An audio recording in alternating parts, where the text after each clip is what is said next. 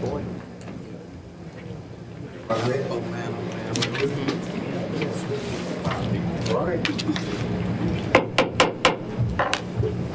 the regular meeting of the Edgecombe County Board of Education, August 10, 2026, come to order. We welcome each of you to our meeting this evening. The public may follow this board meeting via the link provided. May I say that substituting for Attorney Robertson this evening is Attorney Neil Ramey out of the same firm. Attorney Robertson is on vacation. We welcome you to come and share with us on this evening. Please join me, if you will, as we stand and pledge allegiance to the flag. I pledge allegiance to the flag of the United States of America and to the republic for which it stands, one nation, under God, indivisible, with liberty and justice for all. Please remain standing, if you will. Let us stand, if you will. Remain standing, please, and let us bow, if you will, in a moment of silence for the tragic loss of one of our students, a rising ninth grader, going to North Edgecombe Middle School, high school.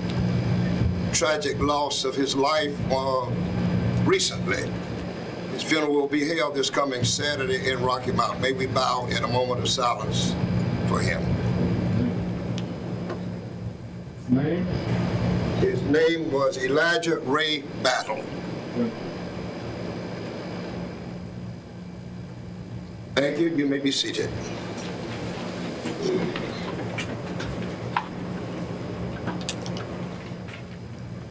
Board members, there is an agenda that is before you. You've had an opportunity to look at it and carouse it and look at it, review it. Are there any corrections or additions to the printed agenda? Mr. Chair, I'd like to add one amendment to the agenda. Yes, sir. It will become 8.9B, if approved. Through the services provided by 806 Technologies, Inc. as a sole source to provide software technology services using funds provided by ESEA Title I Part A Basic Grant PRCO 50 in the amount of $11,000. Are there other additions to the agenda? Hearing none, do we hear a motion to approve the agenda as amended? Mr. Chairman, I offer a motion that we approve the agenda as amended. Second.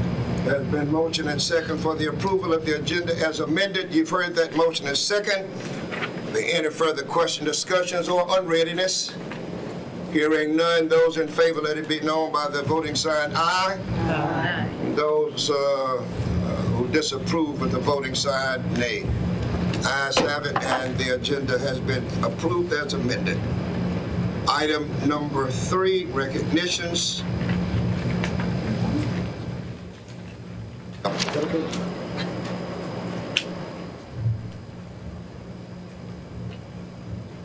Good evening. Good evening. Board Chair, Vice Chair, school board members, Superintendent Ryan, and Edgecombe County Public Schools community family. The ECPS Susan Hoke Employee of the Month Award for August 10, 2026. In honor of Susan Hoke's enduring legacy of service, compassion, and dedication, we proudly present the Susan Hoke Employee of the Month Award to recognize a team member who exemplifies the positive impact and caring spirit Susan shared throughout Edgecombe County. As a new bookkeeper and secretary at West Edgecombe Middle School, this employee has truly hit the ground running, demonstrated an exceptional work ethic and a commitment to excellence from day one. She has worked tirelessly to learn the ins and outs of her role as quickly as possible, taking initiative and showing a genuine desire to grow in her position. Despite receiving minimal training, she has proven herself to be a true self-starter, an intuitive learner, quickly mastering new systems and responsibilities with confidence and independence. Additionally, she is supporting some of the data manager work while the school was without a data manager. She hasn't hesitated to jump in and take on more tasks and responsibilities, even as she is still learning Infinite Campus herself. Beyond her technical skills, this employee has quickly become an integral part of our school community. She builds meaningful relationships with students, creating a welcoming and supportive environment in the front office. Her ability to connect with others reflects both her professionalism and her art of serving our schools.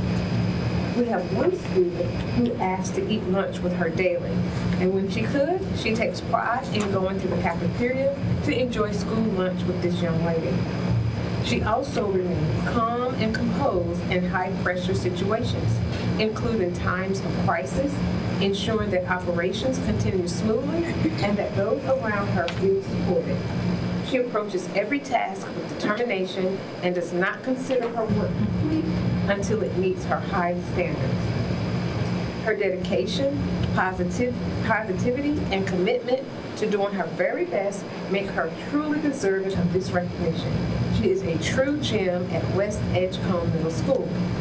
Please join me in congratulating the recipient of the August 2026 Susan Hope Employee of the Month Award, Ms. Brittany Amber Coley, bookkeeper, secretary at West Edgecombe Middle School.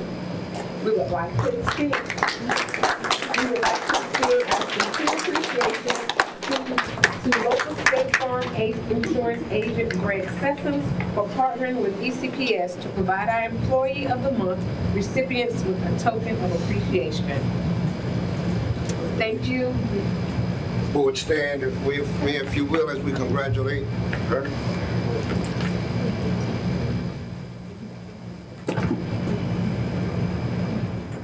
Thank you, Denise.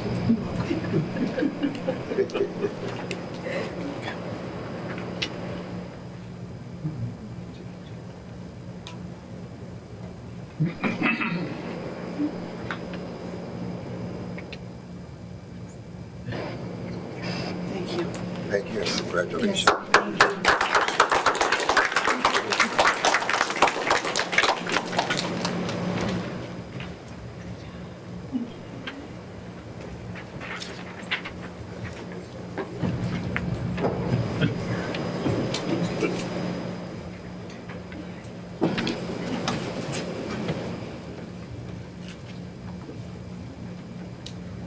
Item number 4, public comment.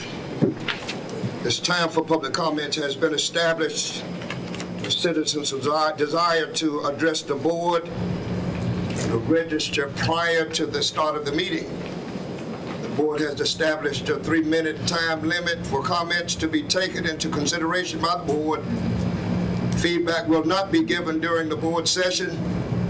If a response is necessary, the board will respond within 10 working days. Thank you, and this is via Edgecombe County Board Policy 2310. I do have the sign-up sheet. The first person to come before us is Monty Taylor.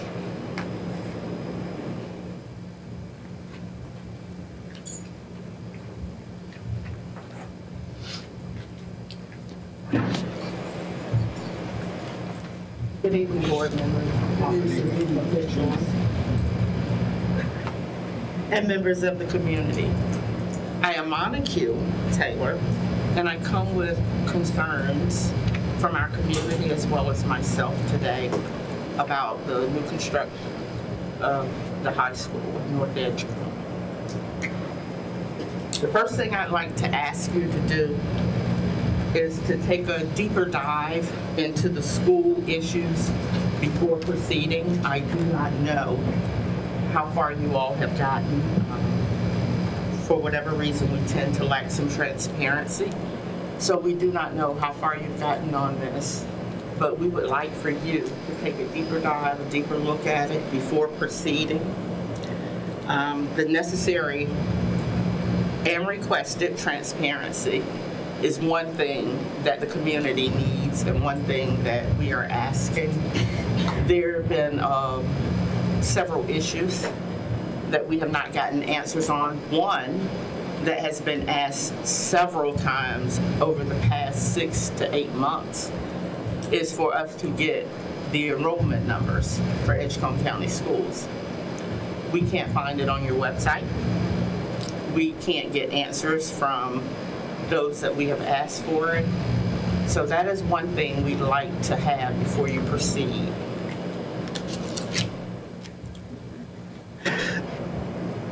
Also, the community would like to have more involvement. We feel that's a necessity, something that has not been done during this whole process. And we feel that it is necessary before you proceed that the community have some involvement in what's going on, how you're proceeding, the data.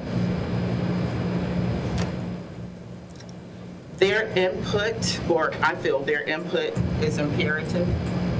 I feel everybody's input is imperative that this will affect. I do not currently have children in this school system, but I have been active in this school system. I grew up in Edgecombe County. My children attended schools there. My grandchildren attended schools there. And I have neighbors that have children and grandchildren in this school system. And I feel like thus far, it's kind of been railroaded.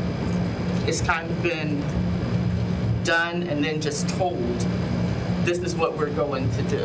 And I feel like the community needs to have a better input before you all proceed. My request, my personal request, is that you halt everything until the community can have more involvement, until we can have more data, and until the information can be public to everyone. Thank you. Thank you. Reverend Roy Gray.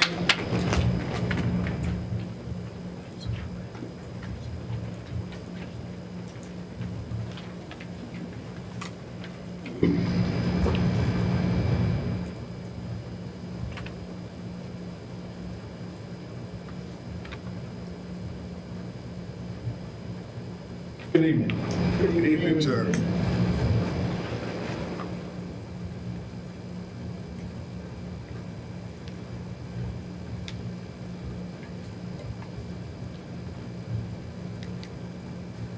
I'm Roy Gray. I live at 611 East Johnston Street in Tarboro. Allow me to qualify myself to speak on this issue. 22 years on the Tarboro City Council. 8 years Edgecombe County Department of Social Service Board. 4 years Edgecombe County Planning Department. Edgecombe County tax rate is 89 cents on the dollar. These are precious funds for any family. I would hope that the board would treat these funds as precious. I have a very valuable decision. You have a very valuable decision to make when it comes to North Edgecombe High School. However, you have a greater decision to come before the citizens of Edgecombe County and our tax dollars. Look down the road for our future and ask yourself, this is the opinion of Roy Gray.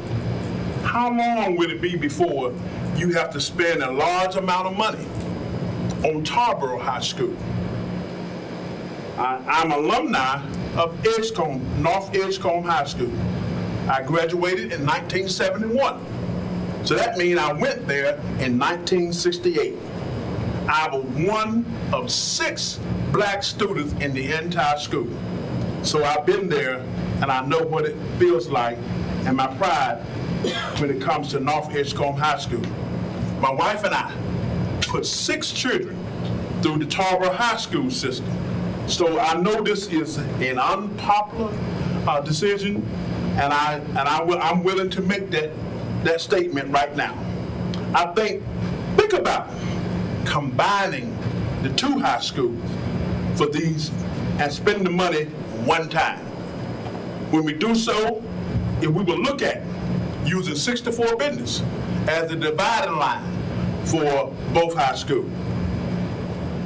The fact is that the economy in which we live right now could get worse before we get better. I made an appointment with Dr. Bryan, and I plan to keep that appointment. Can you look at what you have to do and look at what's going on around us? Several small counties in eastern North Carolina have gone to one high school. Washington County, Bertie County, Greene County, to name a few, and Martin County, to name a few.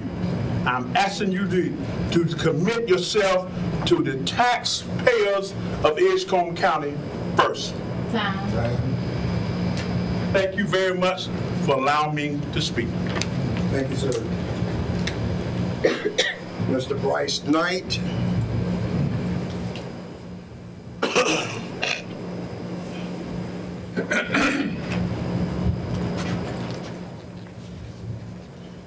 Good evening. Dr. Bryan, Chair Privet, board members, and assembly. I am Bryce Knight, and I stand on behalf of Edgecombe United Coalition and many concerned citizens of the community regarding Donovan Cortez Willis, the valedictorian at Tarboro High School. Our concerns are compounded by the history of similar issues at the school involving other black students and the valedictorian position. We request a formal policy review of the protocols for honors recognition, that needed changes be implemented, and that it takes place in a public forum.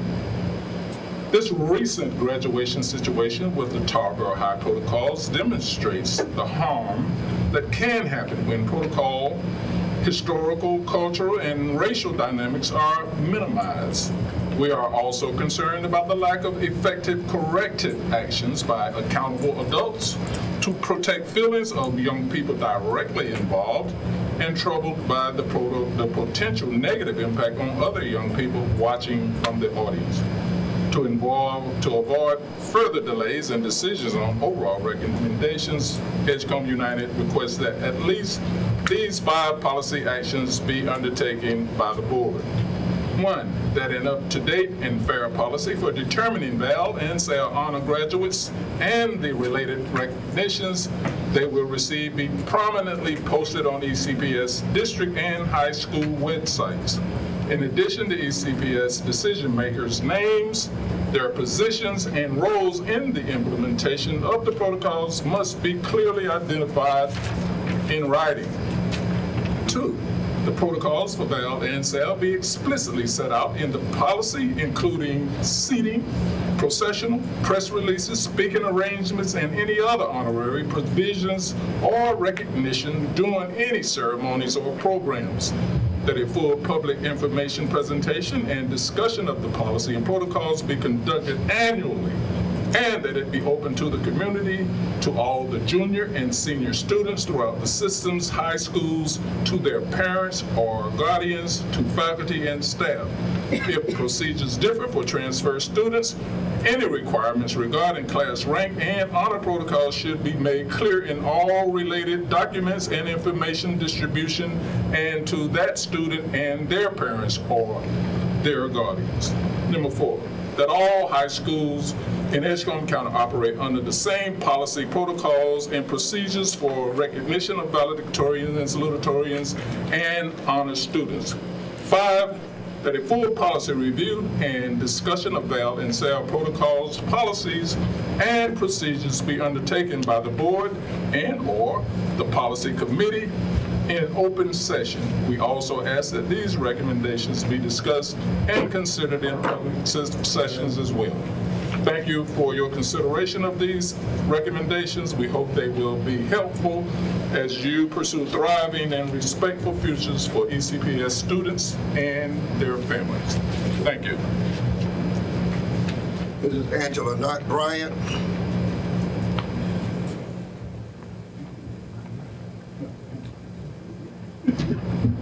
Good evening, Dr. Bryan, board members, community members. Thank everyone for being here.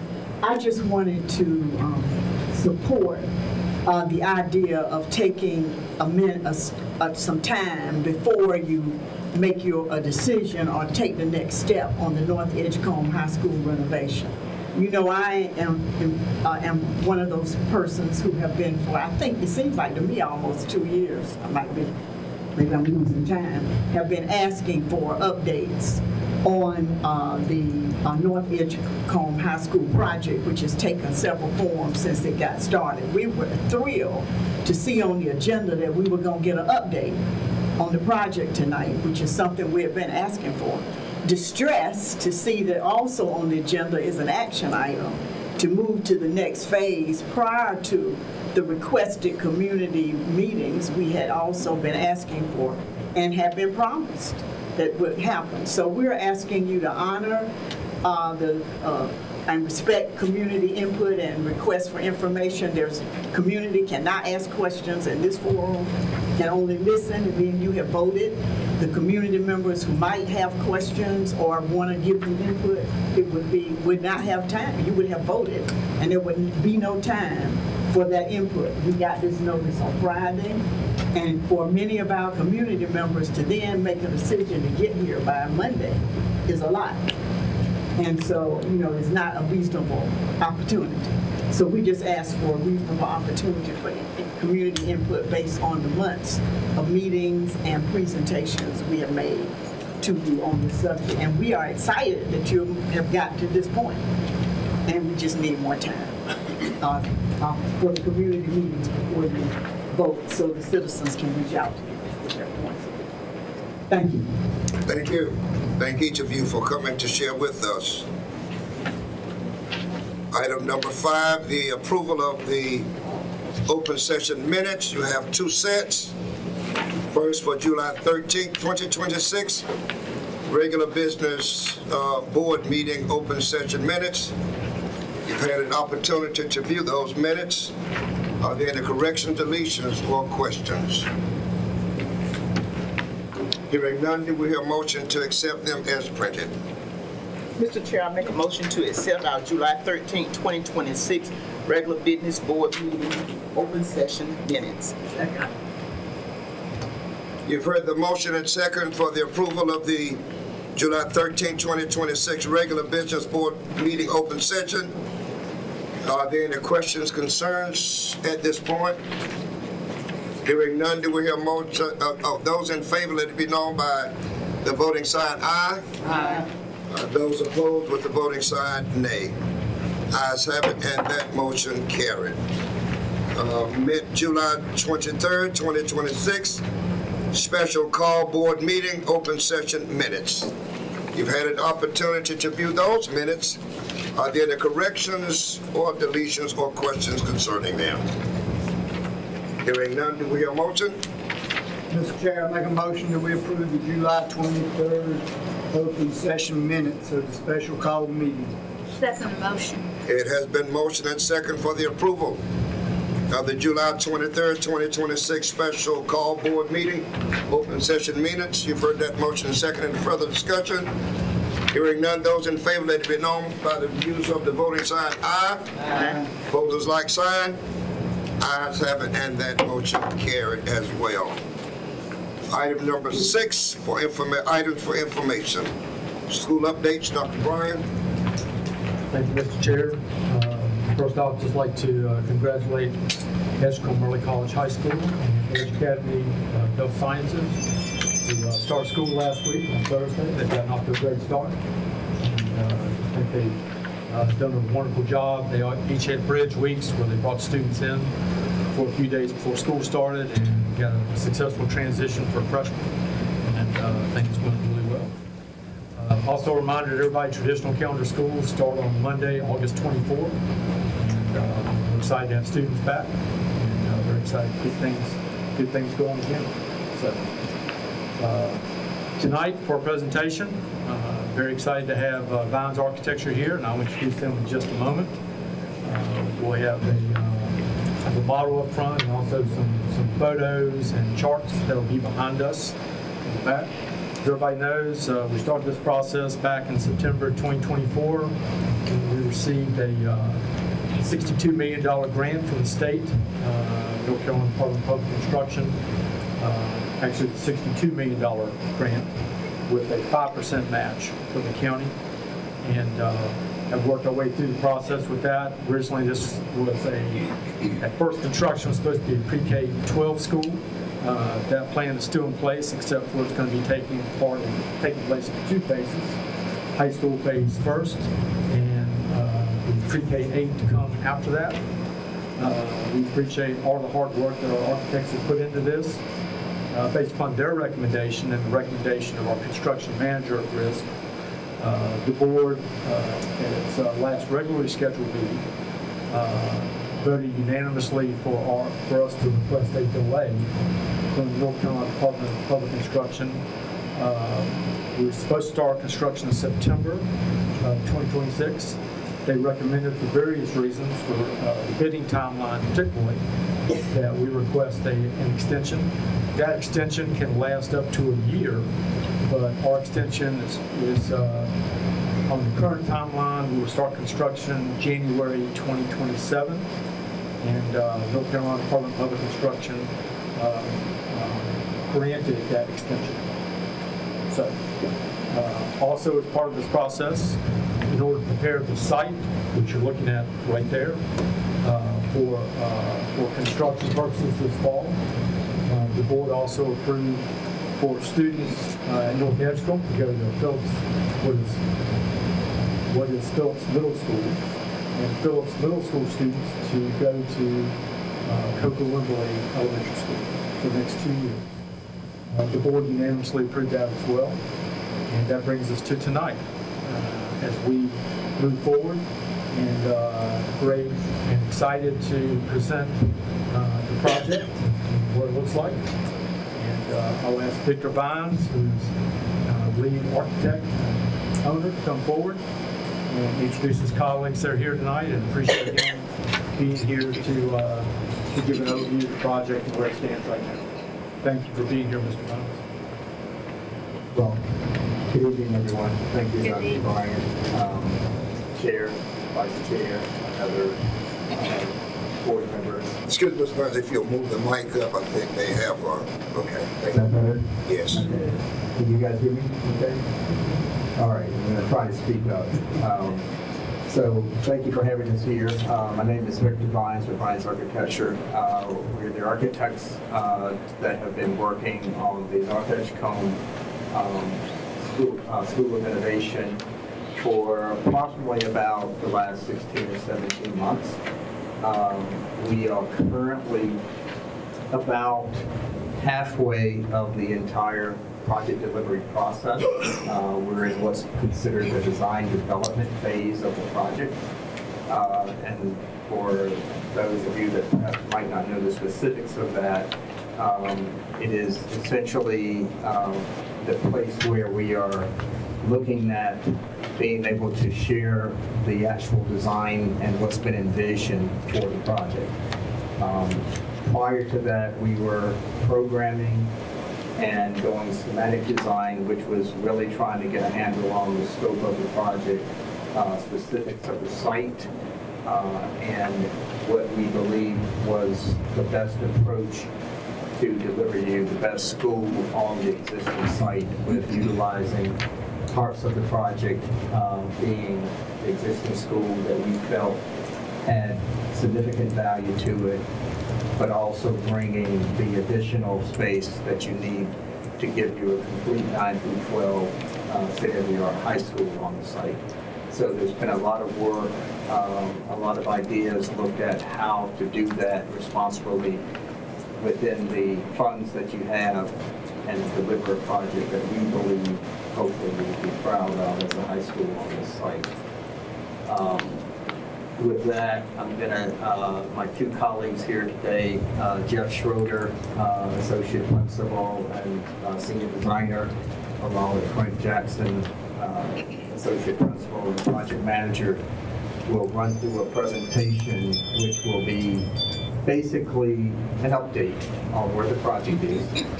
There is quite a bit of visualization associated with the presentation that we'll walk through, and it is intended to be viewed as an update to the design. We create things in a way that are somewhat detailed, but not so much finalized, and we do that in a way so one can get a breath of really what we're trying to propose as the design of the project. So as Dr. Bryant mentioned, it'll be a combination of what you see on the screen as well as a physical model that you see on the table here that represents the school currently. And to the board, we can address any questions that you may have as we go through the presentation. So with that, I'm going to turn it over to Jeff, and I think you have this wired up. Somebody does?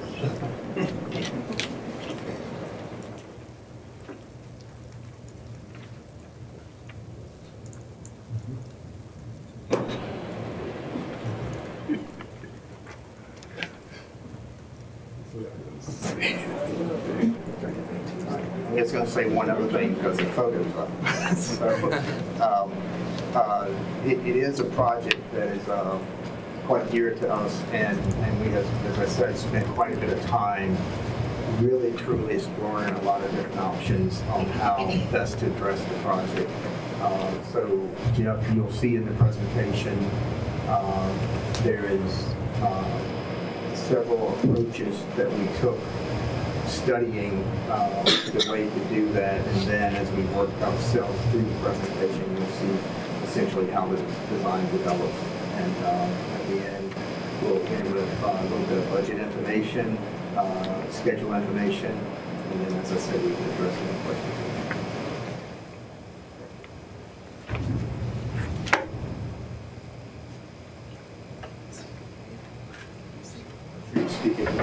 Yeah. Can everyone hear me okay? Can you? Okay, great. Thank you very much. Thank you very much, Dr. Bryant and members of the school board. We appreciate you having us here tonight to share an update on the project. As Victor mentioned, we've been working on the project since about March of 2025. The initial project began as an exploration of a pre-K through 12 singular school on the site. And as we looked through those options and looked at the pricing associated with it, a decision was made that the funds didn't support that direction at this time. And so we went to looking at creating a new North Edgecombe School of Innovation, which will be a 9 through 12 as a phase one. As part of that, we also looked at two different sites on the site, on the greater site. So it's Site A, which is the location of the existing North Edgecombe High School, and Site B, which is a currently undeveloped section of the site that exists.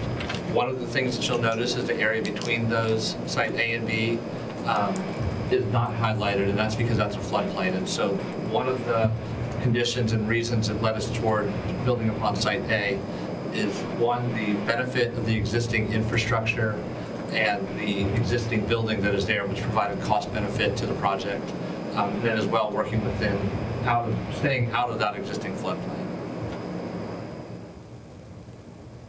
As parallel in looking at the site evaluations, we also explored the building program.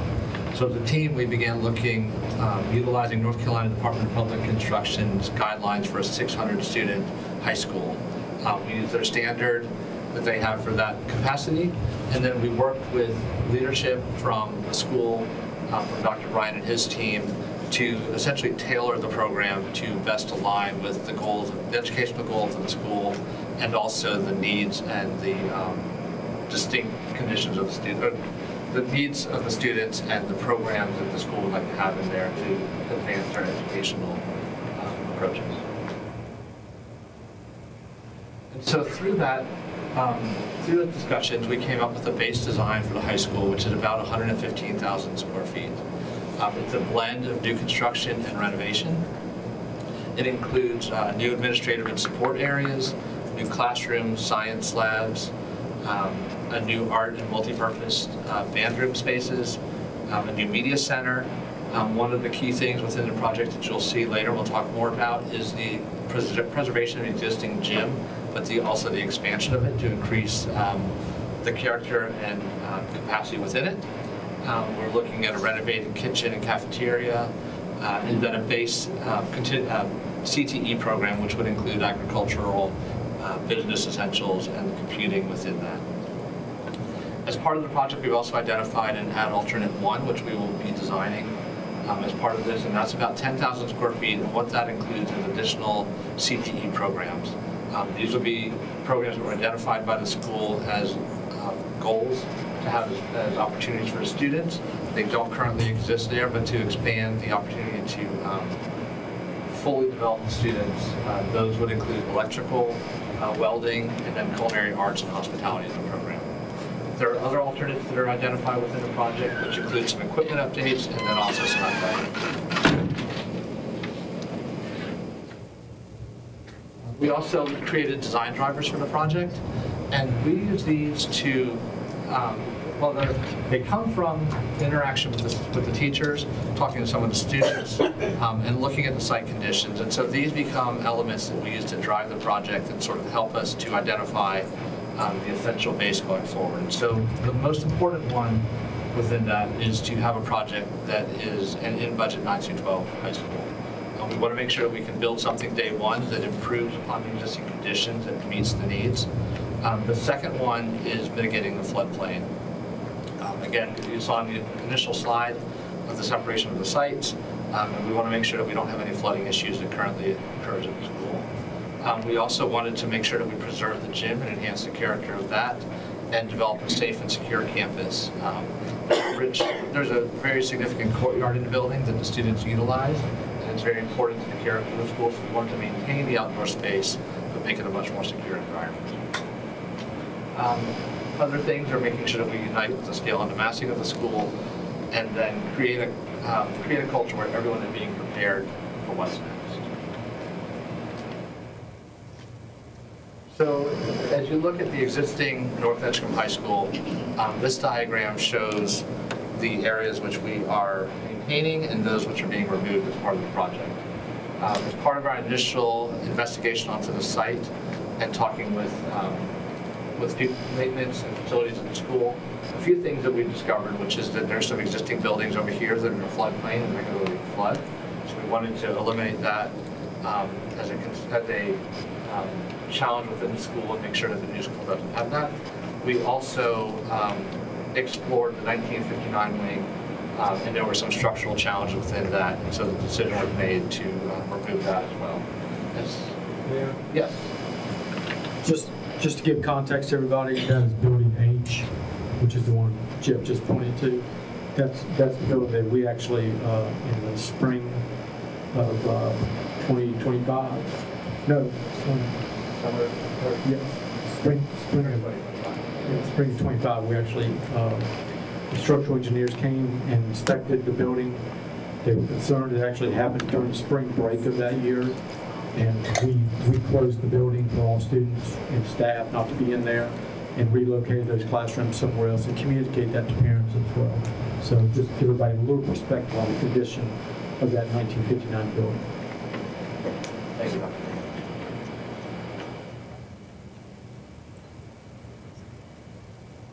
And as Victor mentioned earlier, one of the things that we also did as part of the project is explore many different options. We looked at options for the entire school being a pre-K through 12. We also looked at multiple options of a 9 through 12 high school. And so these are just a few of them that we looked at earlier on in the process. And so as we move on to the current design, this is sort of an introduction to it. So you can see here we are preserving the 1973 wing largely. We did remove the existing administrative piece, which was challenging from the way it connected and some detailing challenge within the existing building. The existing gymnasium you can see right there, and then everything that is sort of wrapping it this way would be new. Just rotating it to sort of align with some of the initial diagrams. Okay, thank you. You can see NC 97 at the bottom, NC 33 on the right, and so we wanted to make sure that we could really create a new environment along the public roadways as well for the school. So that was another key design decision. So moving on to the floor plan, and I'll give an overview of it. One of the things we did from a key aspect of trying to maintain the safety and security is to have better utilization of the entries. And so we currently have a new bus drop-off planned at the far end of the building with the bus loop coming around this way. That would be used during the pick-up, drop-off time, and end of school day only. We also have a new student drop-off and pickup entrance here and a new main visitor entrance here. And within that, we've located the admin suite to provide increased security and monitoring of students coming and going. In the existing 1973 building, we've made an attempt to be efficient with the existing conditions. So we're creating new character within these spaces, but we tried to use the existing kitchen and dining location to utilize the existing infrastructure. Classroom areas still remain in the existing two-story area. We've introduced some of the CTE programs in this zone where the existing media center is, and then the band multipurpose room will remain largely at the same location, but the existing step floor will be removed for increased utilization.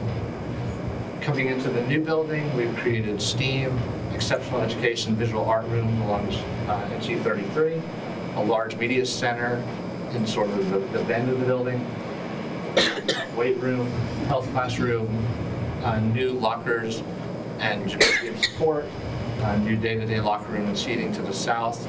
And then the gym lobby, which is currently to the south of the building, has been moved to the north of the gymnasium. So everyone will now come in through one entrance and come in, which allows us to also utilize this courtyard, which will be secured through a retractable gate for game day experiences and events. So we wanted to make sure we could, again, utilize that courtyard in the maximum ability. One of the things that's showing in this image is the CTE alternate that we mentioned. And so we've located it there in a way that we can hopefully get it day one, but if it doesn't align with the current bids, then it's potentially easier to add it in the future because it's not tied within the center of the building.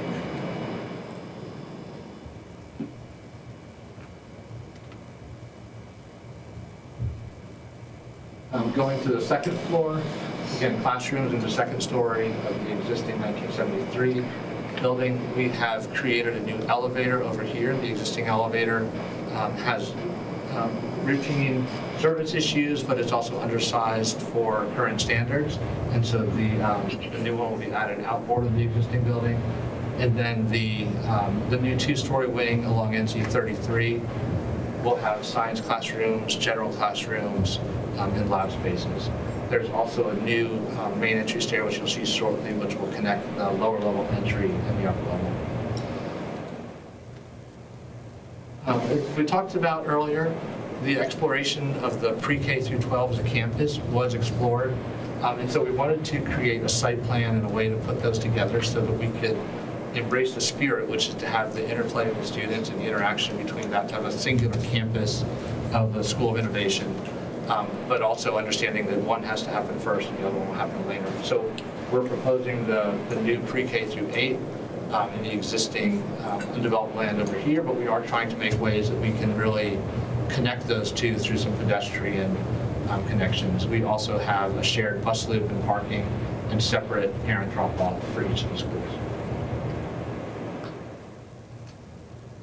As we move on to the phase one, again, just talking through again, we have the new parent drop-off and visitor entry coming through here, looping around the staff parking, and then student drop-off at this point. We also have the visitor parking in here with entrance through the main entry there, which is largely about where it is now, just for reference of the building. And then this would be the new bus loop coming off of 97 with student parking in that area. We're trying to preserve the existing greenhouses, goat barns, and we will be adding a new large storage tank for the fire suppression system. So as we begin to look at the imagery of the building, one of the things that we really wanted to do was think about how the project can relate to the existing school, but not mimic it. And so we're trying to bring in cues of materiality, so the base would be brick to align with the existing school, but a slightly different texture and tone than the existing to clearly distinguish it as a new building. And we're trying to keep the existing horizontal datum that exists within the 1973 wing with the heavy roof overhangs. And then the two-story element here would be a metal panel that sits on top and would have the classrooms there. So this view is looking from the intersection of 33 and 97 towards the corner. Coming up the walk a little bit, so just for reference, the next view is up in this area. This would be the new visitor entry, so the parking is over here, and so students will be arriving through the doors in here into a large two-story lobby space, which we'll see next. And so this would be the main entry lobby, and one of the things that we really tried to do was to create this as a community heart as well. So you can see the courtyard beyond, the visual connection to it, but trying to create ways that teachers, students can use this as a collaborative zone, knowing that education is going much more interactive, hands-on, and also ways to expand beyond the classroom. So we're looking at some seating on the stair. We're also trying to develop seating underneath, and you can see here the media center beyond. And then looking from the media center, you can see the underside of the stair here and some of that open seating that we have. And again, the media center is connected to the courtyard out there. There is a quiet section of it behind the glass, and we're also trying to create some more collaborative type common space in the public area as well.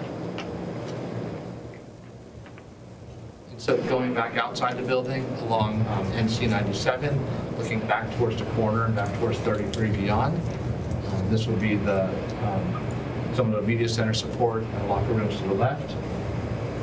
And then turning 180 degrees from that, you can begin to see the edge of the existing gymnasium there and the new gymnasium addition that we created to the south of it.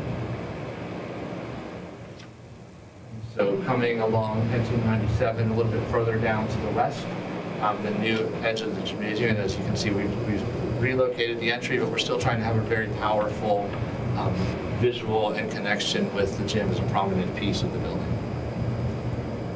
Circling around the interior of that, as you can see, the big move was made to really clean up some of the systems that were in the building, in the gymnasium, the miscellaneous piping, the conduits, and create a new air handler unit above the gym with new ducts coming out from it. We're also, as you can see, we created a new seating area behind the basket, and so rather than just having it on the sides, we now have this sort of seating in around experience. And so that will do two things. It will increase the capacity, but it also gives us improved court clearances along the perimeter. And then continuing back outside, you can see the gymnasium where we just were. This would be the base bid entry from the buses with the plaza coming up to it. And then the CT alternate, which is on this side, that we would get now in the future. On both of these, the entry would remain largely in that same place. Coming into the courtyard, again, we're trying to think about how we can create this as a place that students really want to be in, and so how can we provide seating, how can we potentially provide shade. And so from an orientation standpoint, the gym lobby is over to your right, the media center is in the corner, the new stairs beyond there, and then the dining hall will be over to your left. And within the cafeteria, you can see we're trying to preserve the character. One of the nice things about the school is that it has large windows, and so we wanted to use that as a benefit for the project. And so we're keeping the existing windows, we're replacing them for energy efficiency, but we're keeping that expansive glass that exists, but then trying to create a more lively experience within the cafeteria that, again, maintains it as a central part of the school, but provides a new liveliness to it. And then also over here will be the new kitchen area and new serving lines. So with that, I'll pause for a minute and thank you for letting us share the current design. And then we'll let Frank talk a little bit about the current budget and schedule.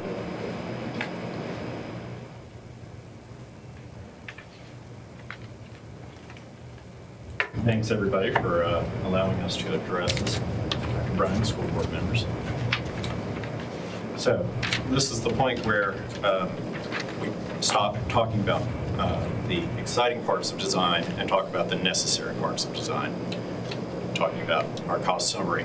So as we move through the design development phase of the project, we sent out our drawings to a third-party estimator, Ferrella, who's part of the design team, and also to our construction manager at risk, Bordeaux. They went away, talked to trade partners, provided us an estimate, and then we reconciled those two estimates. So that is a long process, but well worth it. At that point, we came up with cost of work and a estimated total construction cost based on escalation and other pieces that go into that. We were slightly over budget at that point.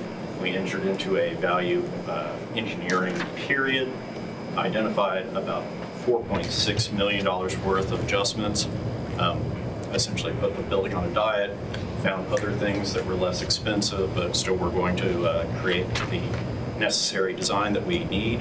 And then underneath that line, which we call below the line, we have the cost for pre-construction services, technology, IT, electronic safety and security, all those things that need to go into a building but aren't necessarily part of the initial construction.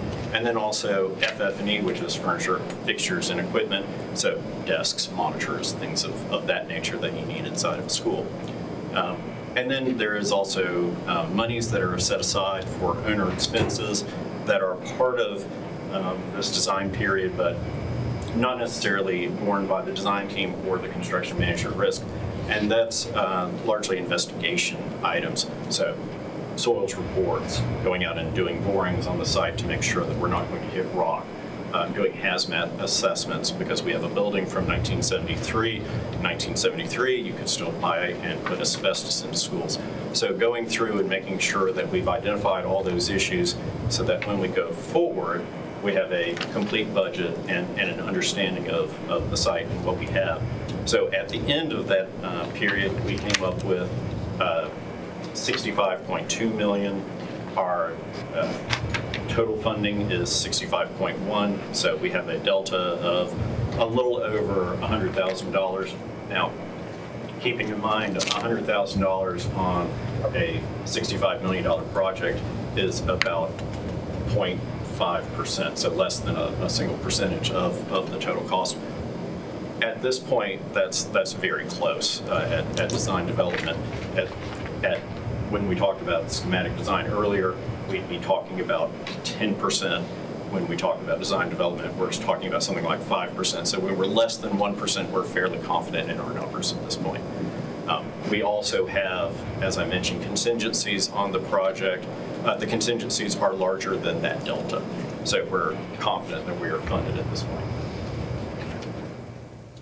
Additionally, we will be, if we move into, voted into the construction documents phase, we will send out additional drawings at that point and have those estimated at the time. Those are more intensive drawings. We expect better numbers at that point or less confusion about things because they're very clearly laid out. And then we'll have another chance to revisit that budget. So here we are right now, going back in time. We started in March of 2025, moved through programming, schematic design, and design development. Here we are today in the midst of preparing for delivery of construction documents. And shortly, we will get to October, end of October, we'll deliver that set of technical documents, and we'll go into a bidding and negotiation phase of about 2 months. 20 months of construction that will go by in the blink of an eye. We'll be very involved during that process, not only making site visits, answering questions, reviewing submittals, but also very much involved working with Board of Construction as they're creating the building. Sometime in September of 2028, they will turn over the building to the school. It's not quite ready at that point. As I mentioned, we've got to have desks and chairs and all those things. We will have a new kitchen. The CNA staff will need to be trained on that. Teachers will have to move in, understand the new school. So there's a 3.5-month move-in period where all those things happen. And then finally, in January of 2029, the new school would be opened at that point. So, as far as next steps that we go up, we'll ask for approval to move into the CD phase. We'll proceed with another CD estimate process. We will enter with Edgecombe County, their site plan approval process. That is part of getting permits and having them look at the site, make sure that we are adhering to all the ordinances that are required. We will complete the construction documents, have construction beginning hopefully in January of 2027, and construction complete in the fall of 2028. And if you guys have any questions at this time, I'd be happy to entertain. Questions from the board? Yes, I have a comment, question, and a request. The mere fact is, I just came on the board towards the end of this phase, and I'm hearing questions from the citizens and community. But just to reiterate, could you further expound, or could the superintendent expound to the community that's here? How did the community input impact or influence the design? Because we're past that phase right now. In addition, there were 3 preliminary concept designs. And could you kind of expound on how that one was chosen? That way the public can be aware of that. If I may answer the last one first. We did show 3 concepts. There were many, many more concepts than that. And part of this process, which is very iterative, is we build models like this, and you can see part of it's coming apart at this point because it gets moved around a lot. We take it to the school and we take it apart and we put it back together over and over again. So when we show 3 completed concepts, it's not really 3 completed concepts. It's 20 completed concepts that we then show and get feedback on. And to be honest, the concept that we ended up with is an amalgamation of several concepts. So it wasn't one idea that was carried through. It was a portion of one, a portion of another one that came together. There are times in that design process when we often stop and reassess and come back and say, have we moved far afield from those design drivers that Jeff mentioned in the beginning, mitigating the floodplain, staying on budget? That's why we create those, for lack of a better term, a Bible of things that we make sure that we're adhering to. And that's what drives us to those answers. As far as engagement goes, we met several times with principals, members of the staff, going through.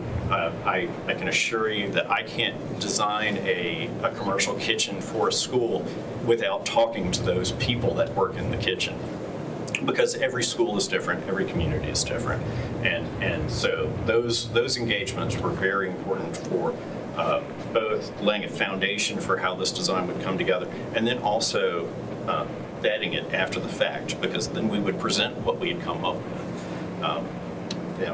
Dr. Bryan, you may want to address community engagement, but we do have some upcoming events. Yeah, as you know, we have upcoming community events. And also, we've been driven, I believe, in this process a lot by budget and trying to make sure that we meet the budget. And we're discussing some other things about the project as well that might change a little bit about what we think is important within the building. And kind of going back to one of the bullet points that we talked about, the real focus of this project is about, for students particularly, and everybody from the very beginning has talked about this project's about students, and particularly about what's next for them when they leave high school.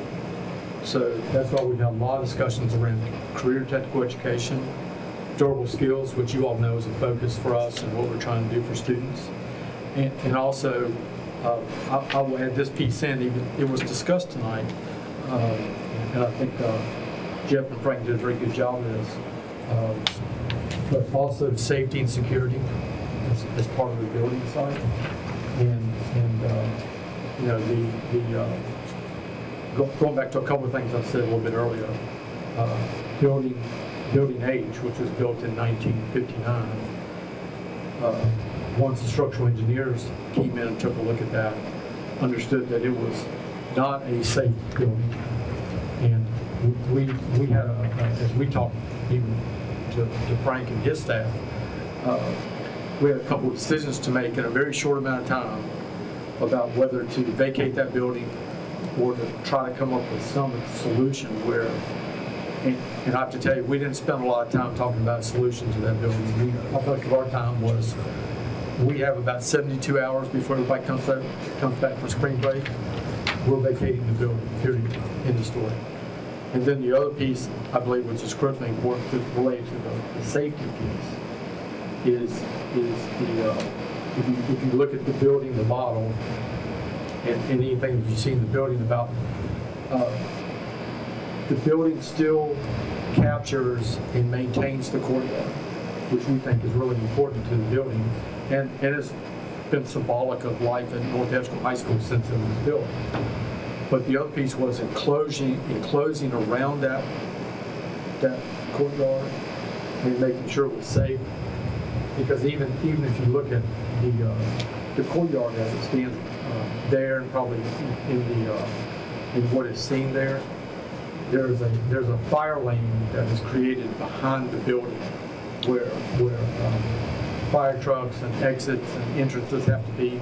There's actually a gate there that will actually maintain security and safety, but allow entrances and exits. So we saw a lot of different pieces of feedback. A lot of it,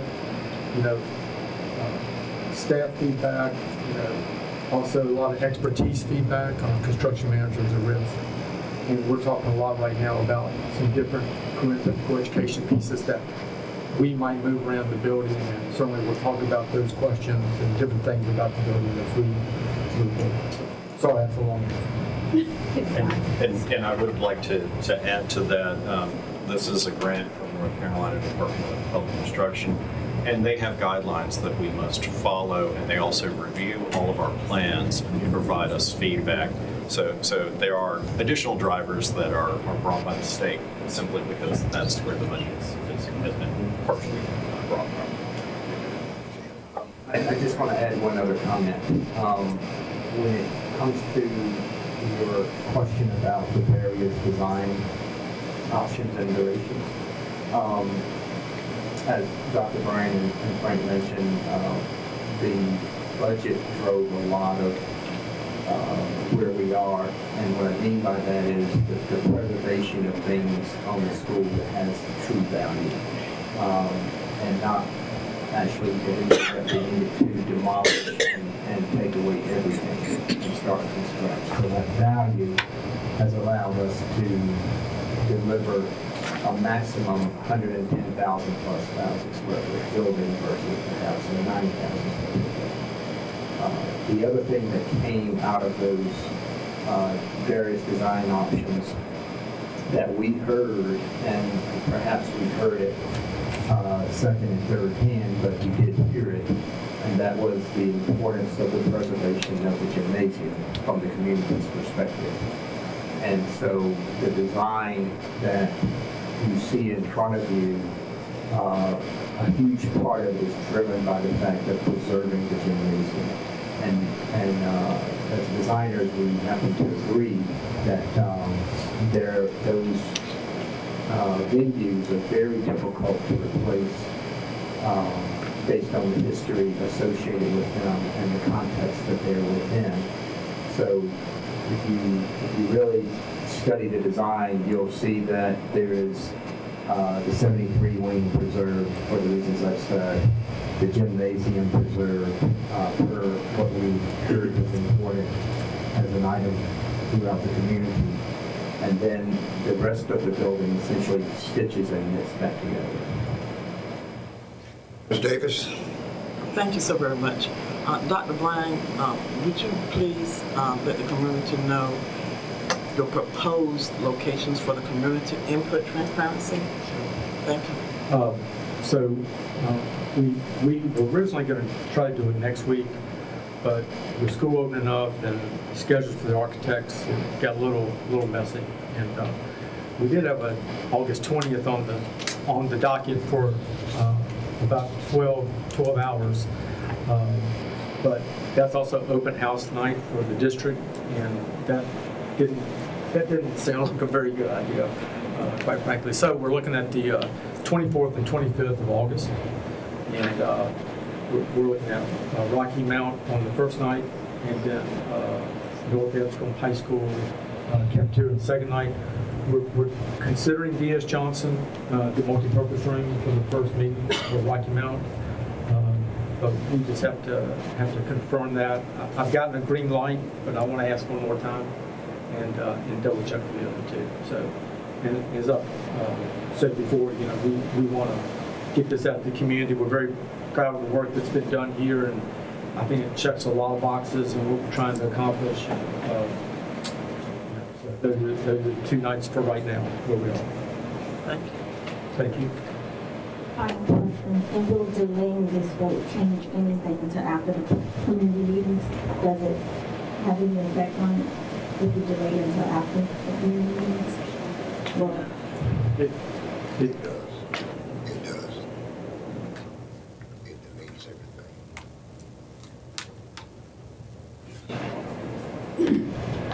What's the answer?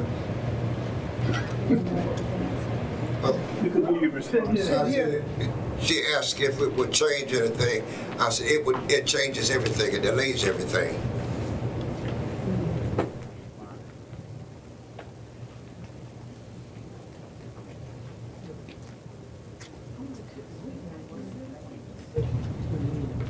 Okay, anybody else? Thank you, gentlemen, for coming to share with us. Quite welcome, thank you. And we look forward to seeing you at the sessions, other sessions. Thank you very much.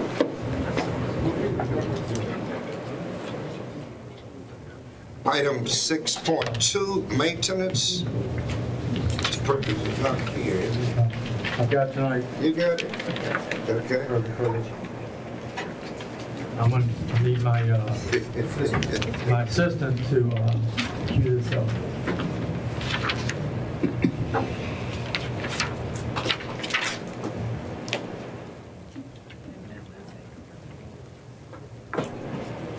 I will give it my best shot. So this is a wheelchair lift that was installed at Carver Elementary School. And the project is now complete. As always, Mr. Perkins likes to show the before and after.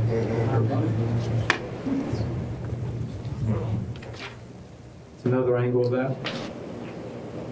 And we're glad to report that that's been completed and ready to go. Some ceiling work at W.A. Patillo Middle School. Nice work to get all that done.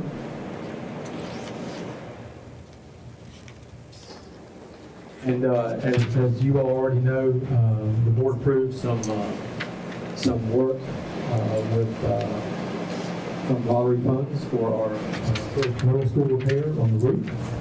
That work is coming along pretty nicely. They move really fast. All right.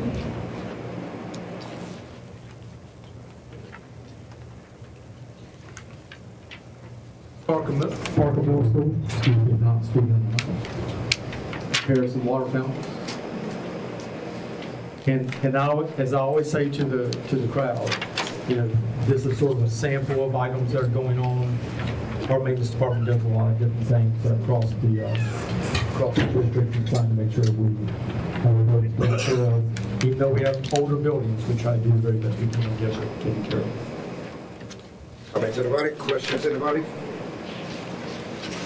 And please keep Mr. Perkins and his wife in your thoughts and prayers. Mrs. Perkins is undergoing some major health issues at this time. Keep them in your thoughts and prayers that things will go well. All right.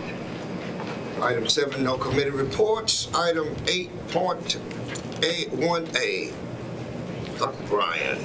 Thank you, Mr. Chair. On there you have fundraisers from various elementary and middle schools. See the typical sort of lineup there. And then three grants from our exceptional children's department. and various PRCs. I think I've answered a few questions for you all regarding those, and these are typically grants that come out every year. There is no guarantee, obviously, that they exist year to year, but they've been pretty consistent with that, and recommend approval of these consent items, Mr. Chairman. Okay. 8.2A, 8.3A, 8.4A, any questions or comments? Hearing none, then we move to the one motion for the approval of those consent items. Mr. Chairman, I offer a motion that we approve our consent items as presented. Second. It has been motioned and properly second for the approval of the consent items as presented. You've heard that motion and second. Are there any further questions or discussions or any unreadiness? Hearing none, do we have a motion for acceptance? Those in favor, let it be known by aye. Say aye. Aye. Those approved, opposed, like sign. Ayes have it, and that motion carried. I don't know how I keep doing that. And Mr. Chair, we will see, we'll notify the board if we get awarded these grants. Absolutely. Thank you. All right, good enough. Here we are, 8.8B. Mr. Chair. Items for action. Yes, sir. 8.1.B, there are 6 policies for consideration tonight. And 5 of these policies are North Carolina School Board Association recommendations. And they are, and a lot of times, as you all know, North Carolina School Board Association policies sometimes are correcting the legal reference or different things to it. Sometimes it's some things that happen with the legislature. Sometimes there are things that just change in the policy. So. And then you have one policy that we are recommending for change tonight in regards to 2020 at high school level. Questions or comments? I have a question. Yes, ma'am. Should we vote for each of these individually? If so, I think so. okay. I think so. Everybody? Okay. Let's do it. They're listed separately in the action agenda. I would vote them separately. You could add them to the consent agenda, but since that's not the case, that takes some time. We'll get there. Did you finish? Mr. Ramey, anything else? Did you finish? I'm sorry. Anything else? Just affirming that I would vote separately. Okay. Yes, sir. All right. Thank you. Ms. Davis? Yes. Would these changes be read to the public? I didn't hear what you said. Would these changes be read to the public? Will they be read to the public? Yes. The policy changes. They will go on if they change, they go on the website and in our policy manuals. Right. Okay. Yeah, we won't read them there. Okay. Any other questions? All right, so 13.1310.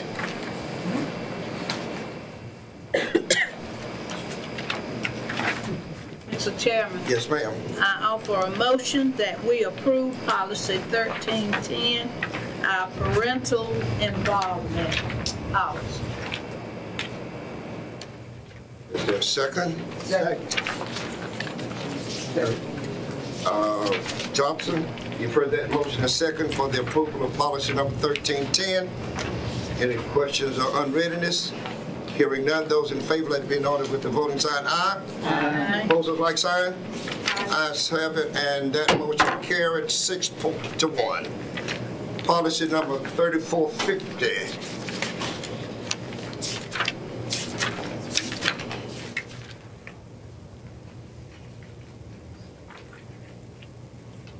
Policy 3450. Class rankings. Mr. Chair, I make a motion that we approve policy 3450, class ranking. Second. Motion and properly second for the approval of policy number 3450, class rankings. You've heard that motion and second. And further discussion, questions, or unreadiness? Question. Yes. Will there be any additional language or out-of-state transfers added maybe later in the policy? I think we can, I believe that we'll be taking this policy back to committee to discuss several things. But just, It'll go back to committee. but not to change what you're approving tonight. Any questions or comments? Hearing none, those in favor, let it be known by the voting sign aye. Aye. Opposers, like sign. Ayes have it, and that motion carried. Policy 4318, which is use of wireless communication devices. All right, thank you. Any questions or comments on that policy?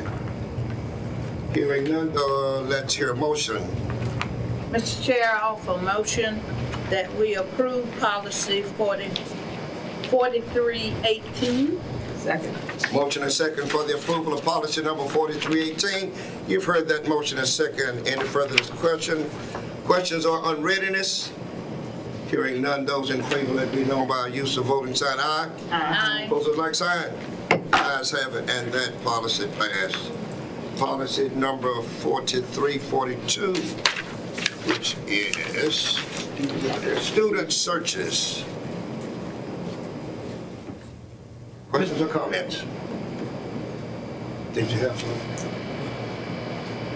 Hearing none, let's hear a motion.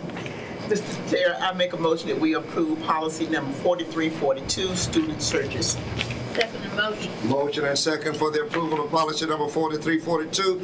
You've heard that motion and second. Any further questions, discussion, or unreadiness? Hearing none, those in favor, let it be known by the use of the voting sign aye. Aye. Proposals like sign. Ayes have it, and that motion carried. Policy number 6220, which is operation of school nutrition services. Mr. Chair, I offer a motion that we approve policy 6220. Second. Motion and second for the approval of policy number 6220, operation of school nutrition services. You've heard that motion and second. Any further discussion? Hearing none, those in favor, let it be known by the use of the voting sign aye. Aye. Opposers, like sign. Ayes have it, and that motion carried. Policy number 7130, which is licensure. Question or discussion? Yes. Yeah, he can come back. Absolutely. He can come back. Anything else? Hearing none, do we hear a motion? Mr. Chair, I make a motion that we approve policy 7130. Second. Motion and second for the approval of policy number 7130. You've heard that motion and second. Any further discussion? Questions or unreadiness? Hearing none. Those in favor, let it be known by the use of the voting sign aye. Aye. Opposers, like sign. Aye. Ayes have it, and that motion carried 6-1. 8.2B. Mr. Chair, this is a recommendation of approval from the memorandum of understanding between the Ashland County Board of Education and Choices Matter, a program of Your Choice Resource Center for the 26-27 school year. And this program follows the North Carolina Central Standards for Sexual Health by delivering a consistent, contextual, and developmentally appropriate curriculum across the district's 10 middle and high schools. And depending on the grade level, 7th or 9th grade, the memorandum with Choices Matter will come in 2 or 3 days, depending upon the level, to deliver sexual health education support. I will note that the curriculum is contained, the coverage of the curriculum is contained in your document. And also, this requires a parent to have to give permission for the student to participate, to opt in to this. And certainly anybody who wants to review the curriculum can certainly do so. And parents will be given advance notice on when that is taught in the schools. I will note that Choices Matter as part of your Choice Resource Center has been within our community for over 30 years and has done a really good job in various school districts Wilson, Nash, Halifax, but to my knowledge, at least in my research, have not been in Edgecombe County. Yeah, we had a similar program, but not exactly this choices program that we did have for several years, and it expired. But in looking at this particular choices matter and talking to people in the surrounding districts, it speaks to actually what we need. It improves upon what we had when I served as a principal in several of our schools. It fits the need. Edgecombe is, of course, everybody knows, number 1 or 2 with teen pregnancy, number 1 or 2 with STDs and all of those things. This is part of the State Department's health curriculum. Part of it, it fits into the health curriculum at the State Department of Public Instruction. You've had an opportunity to read it, look at it. Are there any concerns, questions? Mr. Chair, Yes, ma'am. I offer a motion to approve the memorandum of understanding between Edgecombe County Board of Education and Choices Matter, a program of your choice resource center for the 26-27 school year. Motion and properly second for the approval of the memorandum of understanding between Edgecombe County Public Board of Education and Choices Matter as discussed. You've heard that motion and second. Any further questions, discussions, or unreadiness? Hearing none, those in favor, let it be known by the use of the sign aye. Aye. Opposers like sign. Ayes have it, and that motion carried. 8.3B. Dr. Whitaker, please. Dr. Whitaker?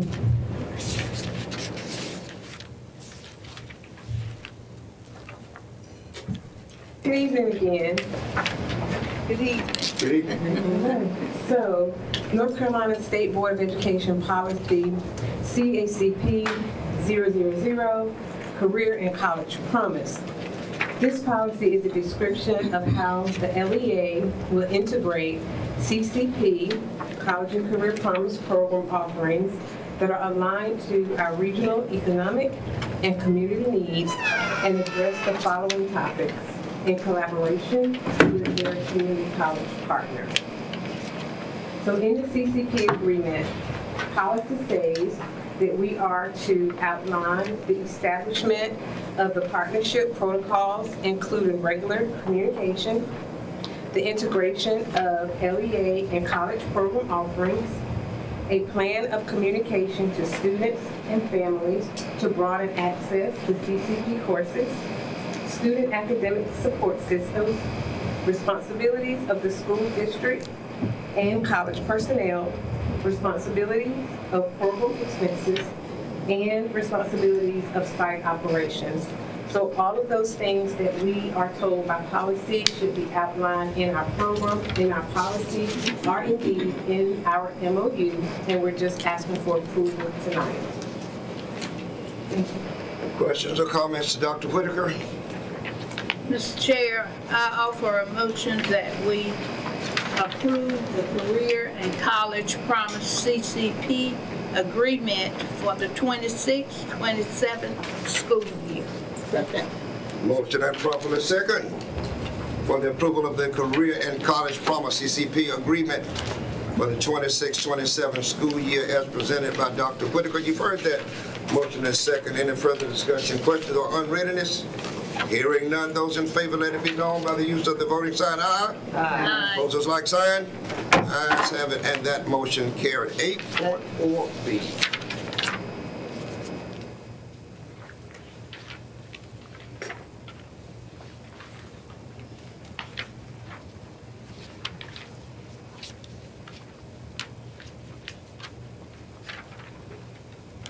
Good evening, Board Chair, Vice Chair, Dr. Bryan, Board members. I'm here tonight to request Board approval for this item for action. Request Board approval of the contract between Edgecombe County Board of Education and Rhonda Powell with PNP Private Transportation Services for various departments in the ECPS system. The estimated total contract amount will be approximately $160,000. The cost is divided into departments as listed below. Students attending the HOPE program, pre-K students, exceptional children, and students that are homeless. It is my recommendation that the board approves the contract between Edgecombe County Public Schools and Rhonda Powell with PMP Private Transportation Services from July 1, 2026 through June 30th, 2027. Mr. Chair, may I ask Yes, sir. about a comment? This was put out to bid, correct? Absolutely, yes, sir. Correct. You are correct. There were 7 bids received. Thank you.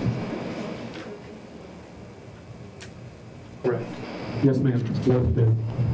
Yes. Questions or comments to Mrs. Wainwright? Before you entertain a motion, may I suggest that this be made subject to attorney review and approval of final terms and conditions? I communicated with Patricia. We may want to suggest adding a few terms. It would be negotiable. That would just give us the flexibility to do so. Any other questions or comments? Hearing none, do we hear a motion?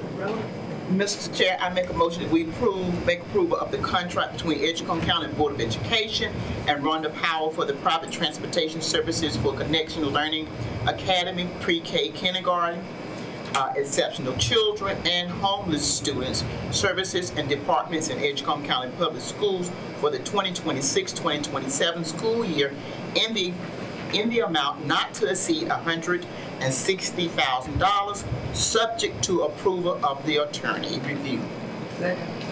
Motion and properly second for the approval of 8.4B, contract between the Edgecombe County Board of Education and Rhonda Powell for private transportation services for Connection Learning Academy as presented. You've heard that motion. Second, any further question, discussion, or unreadiness? Hearing none. Those in favor, let it be known by saying aye. Aye. Opposers, like sign. Ayes have it, and that motion carried. 8.5.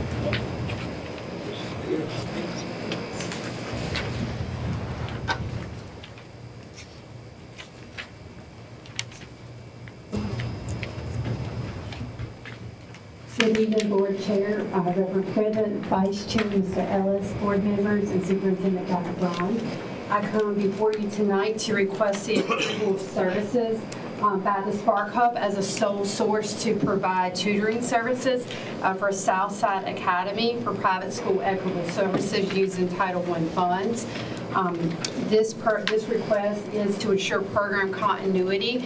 They currently partner with the Spark Hub to provide tutoring services for their students in Nash County as well as part of their Title I equitable services, so to ensure there's continuity and that students are receiving the same amount of support within the school and not doing 2 different programs. We'd like to go ahead and provide the service using their equitable service funds through Title I. Questions for Mrs. Pierce? Hearing none, do we hear a motion?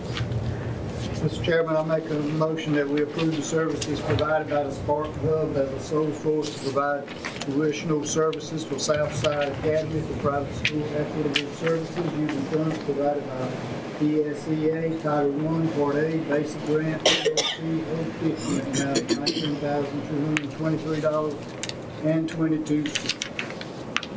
Second. Motion and properly second for the approval of 8.5B, services provided by the Spark Hub as a sole source, provide tutorial services for Southside Academy for private school equitable services as presented. You've heard that motion. Second, any further discussion? Hearing none, those in favor, let it be known by the voting sign aye. Aye. Opposers, like sign. Ayes have it, and that motion carried. 8.6B, Mrs. Carroll.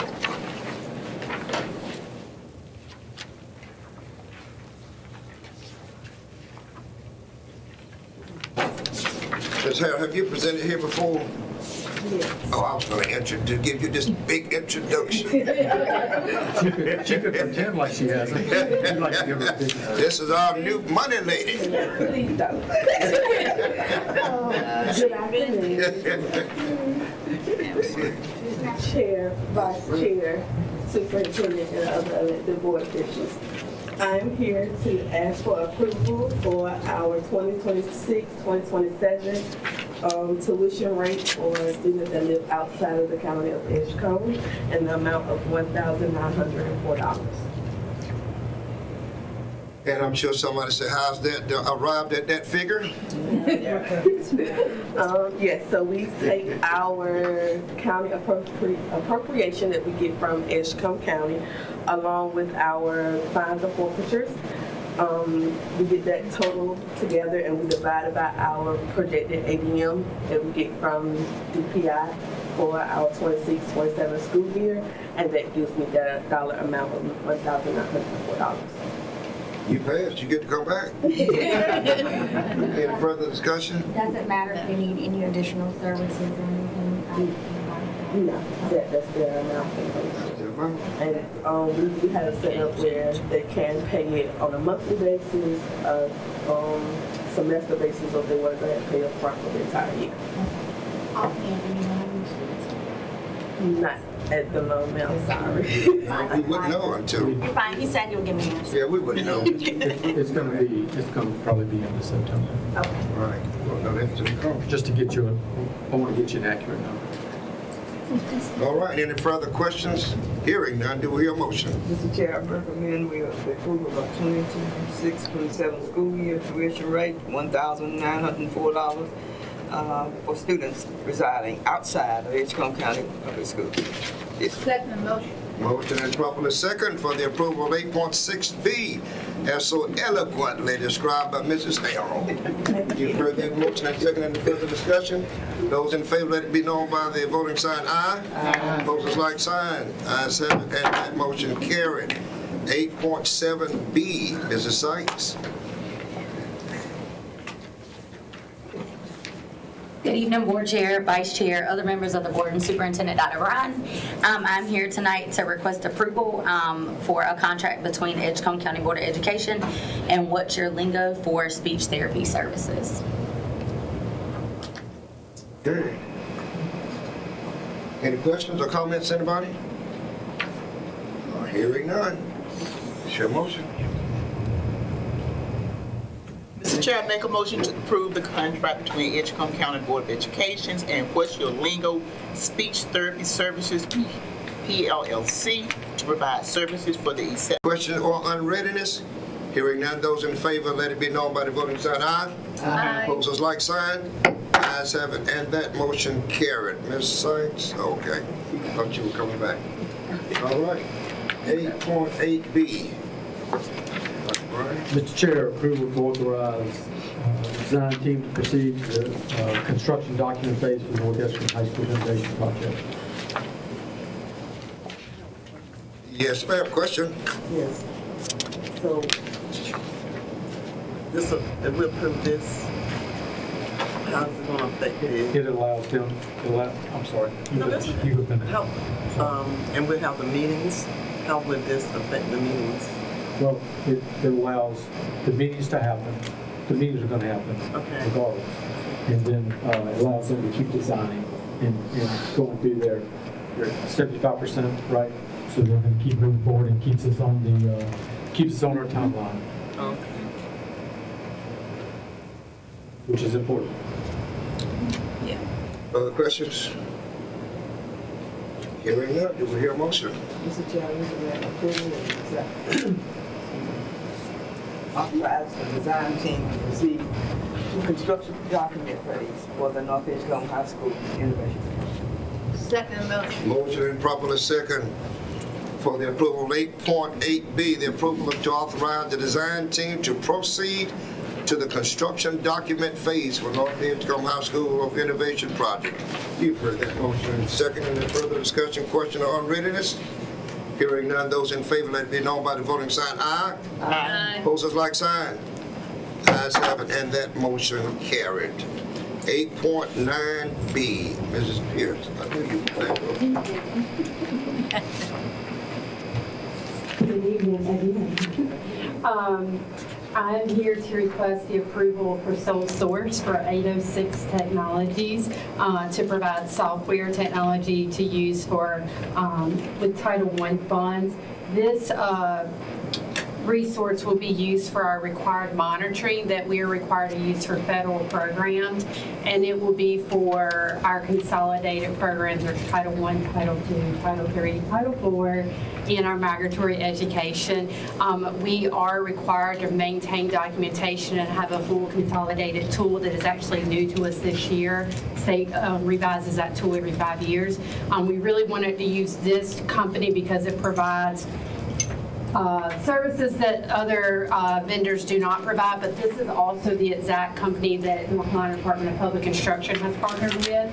So when we have a monitoring visit, all we have to do is move the things from our crate directly to our DPI crate, so it's directly aligned. And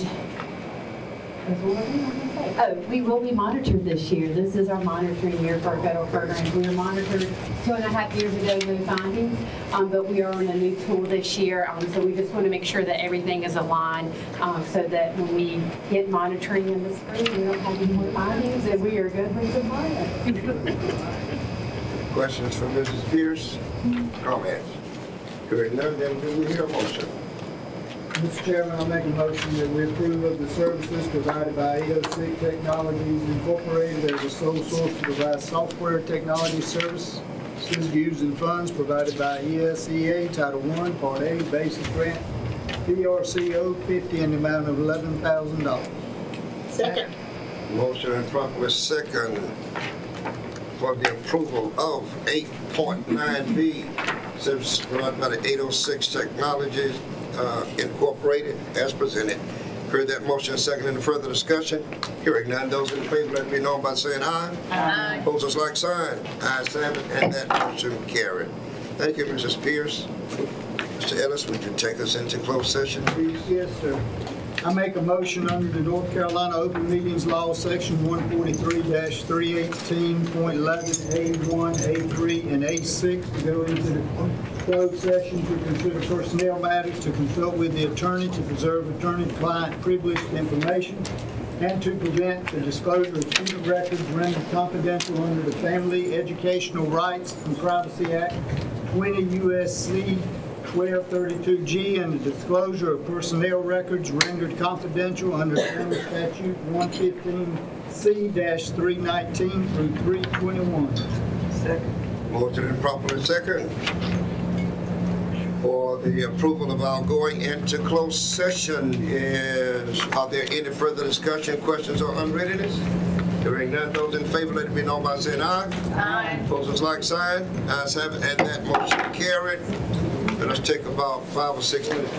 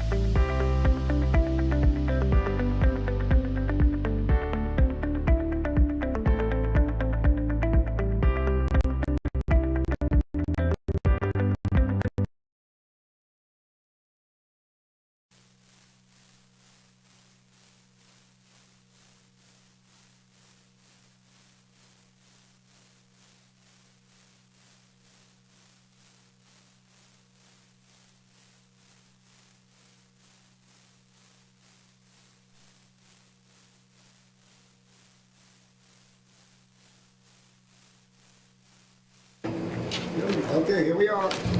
All right, well, back in open. All right, let's move now to 9.1, a motion to approve the personnel management. 10.1, I'm sorry, personnel management. Mr. Chair, I make a motion that we approve our personnel management listed personnel. Second motion. Motion and second for the approval of the personnel management as discussed in closed session. You've heard that motion, second, any further discussion?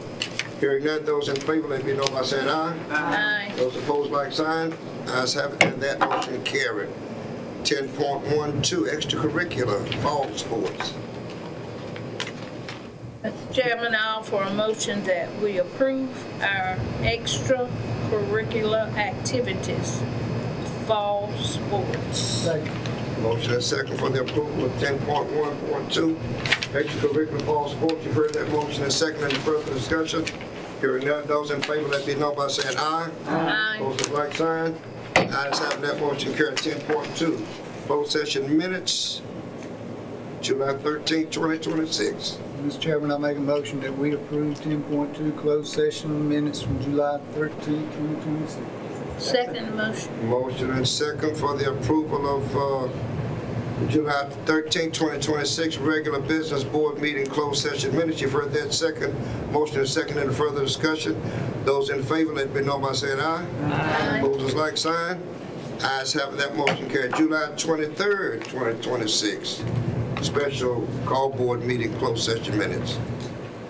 Mr. Chair, I offer a motion that we approve our July 23rd, 26 special call board meeting closed session minutes. Second. Motion and second for the approval of Ms. Gloria Davis. I gotta get that in my head. Heard that motion and second. Any further discussion? Those in favor, let it be known by saying aye. Aye. Opposers like sign. Ayes have it, and that motion carried. Board correspondence. Anybody? Anybody, Dr. Brown? All right. Anybody else? Okay.